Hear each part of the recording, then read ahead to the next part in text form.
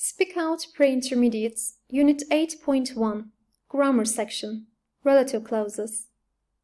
Hello everyone! Today we are going to talk about relative clauses and relative pronouns. Ready? Let's get started. Relative clauses tell us more about people, things, and places. For example, think that we are at a party and I say, I like the boy. Although the sentence is grammatically correct, it is not clear enough, right? Because there are a lot of boys at the party and you don't know which one I'm talking about. So here I should use a relative clause to make it clear which boy I like. So I'll say, I like the boy who is wearing sunglasses. Here, who is wearing sunglasses is my relative clause, and it describes the boy there. And who is my relative pronoun. We usually use a relative pronoun like who, which, or that to start a relative clause. Now, let's take a look at the relative pronouns used in different cases.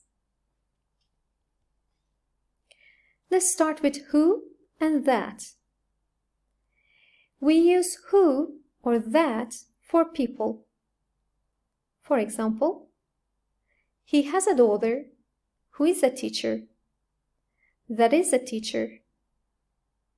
In this example, who is a teacher is the relative clause, and who and that are the relative pronouns, and they refer to a daughter.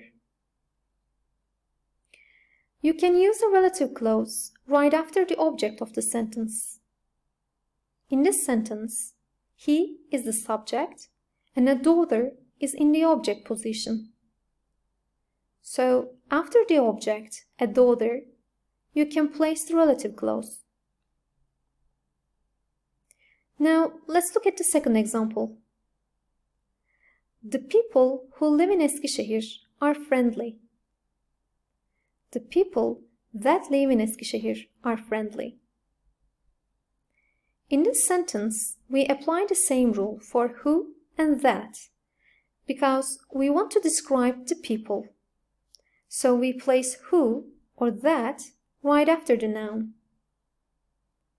Here, the people is in the subject position, right? So you can use a relative clause after the subject of the sentence. Now, let's have a look at the relative pronouns which and that.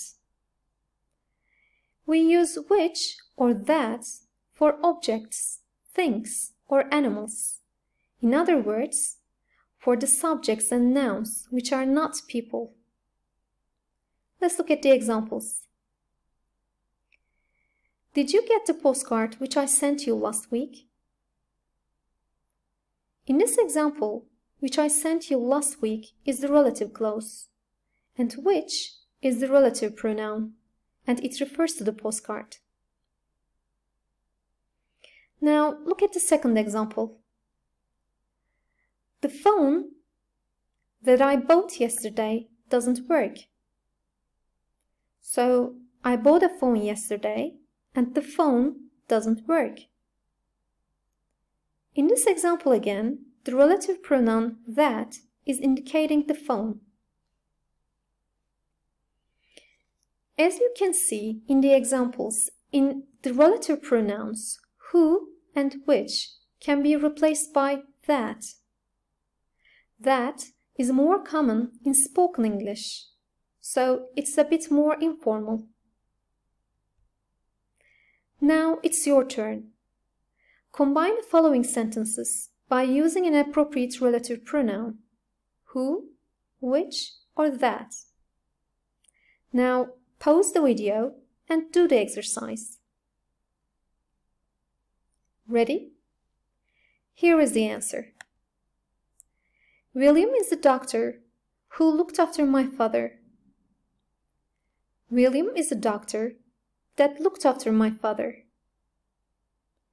In this example, we use who or that to combine the two sentences because our noun, the doctor, is a person. Be careful. William is a doctor. Who he looked after my father is wrong. Don't add the subject he to the relative clause because we have already replaced it with who or that. Now pause the video again and answer the next question. Alright? Let's look at the answer. People who take care of the children in need have to be loving and caring. People that take care of the children in need have to be loving and caring. In this example again, we use the relative pronoun who or that because the subject is people, and the relative clause who take care of the children in need is used right after the subject of the sentence. Okay, pause the video again and answer the last question. Alright? Here is the answer. Do you see the dog which scared me a lot yesterday? Do you see the dog that scared me a lot yesterday? Here, as my noun is an animal, we use the relative pronoun which or that. Be careful again. Don't add the subject pronoun it to the relative clause, because the subject of the relative clause is which or that. Okay. For places, we can use the relative pronoun where. Take a look at the examples. That is the house where Atatürk was born. I know a coffee shop where the latte is excellent. In both examples, where refers to a place, the house, and a coffee shop. We can use which or that when we are defining a place. So, choose the appropriate relative pronoun according to the function of the word: subject, object, or place. Look at the examples. I strongly recommend the restaurant. The chefs make great food there, in the restaurant.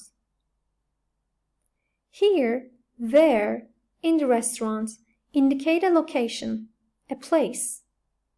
So the following sentence comes out. I strongly recommend the restaurant where the chefs make great food. Look at the next example. I strongly recommend the restaurant. The restaurant is in New York. In this example, the restaurant, is the subject of the second sentence. In such cases, you should use which. I strongly recommend the restaurant which is in New York. Now, let's take a look at the last sentence. I strongly recommend the restaurant. One of my friends has recently opened it. Opened the restaurant. As you can see, it or the restaurant is the object of the second sentence. So again, we should use which as a relative pronoun. I strongly recommend the restaurant which one of my friends has recently opened. Now it's your turn. Use where or which correctly to complete the following sentences.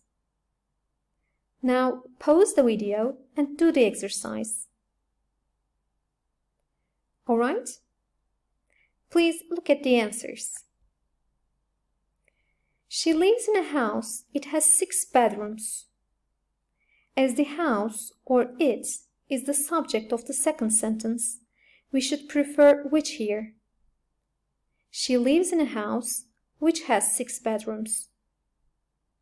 However, In the second sentence, the words in the house and there refer to a place, so we should use where in here.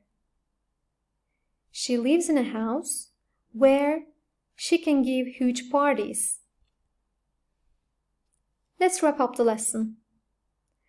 Relative clauses tell us more about people, things, and places, and they help us write complex sentences. We can use the relative pronouns such as who, which, that, and where in different cases. Now, please do the extra exercises given in this slide. Have a nice day.